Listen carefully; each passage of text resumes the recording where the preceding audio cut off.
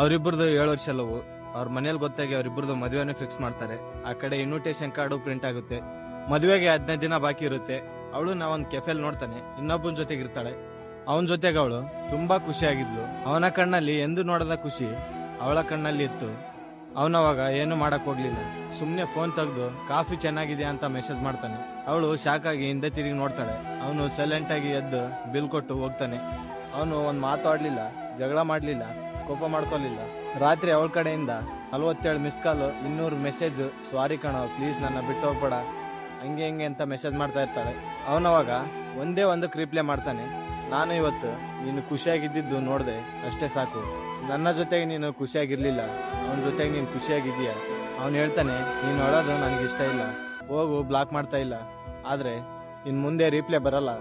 ಅವಳ ಮದುವೆ ಕಾಫಿ ಶಾಪಲ್ಲಿ ಇರ್ತಾನಲ್ಲ, ಅವನ ಜೊತೆನೆ ಆಗುತ್ತೆ. ಅವಳ ಮದುವೆ ಆಗಿ 2 ವರ್ಷ ಆಯ್ತು. ರಾತ್ರಿ 2 ಗಂಟೆಗೆ ಒಂದ್ ಮೆಸೇಜ್ ಬರುತ್ತೆ, ಎದ್ದಿದ್ಯಾ ಅಂತ. ಅವನು ನೋಡ್ತಾನೆ, ಲಾಸ್ಟ್ ನೋಡಿದ್ದು 8 ತಿಂಗಳ ಹಿಂದೆ.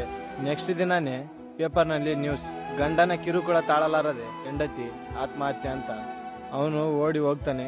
ಹೋಗಿ ಹೂವಿನ ಹಾರ ಹಾಕ್ತಾನೆ. ಅವಳು ಮಲ್ಕೊಂಡಿರ್ತಾಳೆ. ಅವನನ್ನು ನೋಡಿ ಅವಳು ನಗ್ತಾ ಇರೋ ತರ ಕಾಣಿಸ್ತಿತ್ತು. ಅವ್ರಮ್ಮ ಬಂದು ಅವನಿಗೆ ಅಳ್ತಾ ಹೇಳ್ತಾರೆ, ತಾಯ ಮುಂಚೆ ನಿನ್ನ ಹೆಸರು ಹೇಳ್ತಾ ಇದ್ಲು ಕಣಪ್ಪ. ಅವನಿಗೆ ಒಂದು ಸಾರಿ ಹೇಳಿ ಅಂತಂದ್ಲು. ಅವನು ಈಗ್ಲೂ ರಾತ್ರಿ 2 ಗಂಟೆಗೆ ಎಚ್ಚರ ಆಗಿರ್ತಾನೆ. ಫೋನ್ ನೋಡ್ತಾನೆ. ಎದ್ದಿದ್ಯಾ ಅನ್ನೋ ಮೆಸೇಜ್ಗೆ ನಾನು ರಿಪ್ಲೈ ಮಾಡಕ್ ಆಗಿಲ್ವಲ್ಲ ಅನ್ನೋ ಗಿಲ್ಟ್ ಅವನಿಗೆ ತುಂಬಾ ಕಾಡ್ತಾ ಇರುತ್ತೆ. ಯಾರನ್ನಾದ್ರೂ ಬಿಡೋ ಮುಂಚೆ 100 ಸಲ ಯೋಚನೆ ಮಾಡ್ರಿ, ಯಾಕಂದ್ರೆ ಲಾಸ್ಟ್ ಸೀನ್ ಯಾವಾಗ್ಲೂ ಲಾಸ್ಟ್ ಆಗಿ ಇರುತ್ತೆ.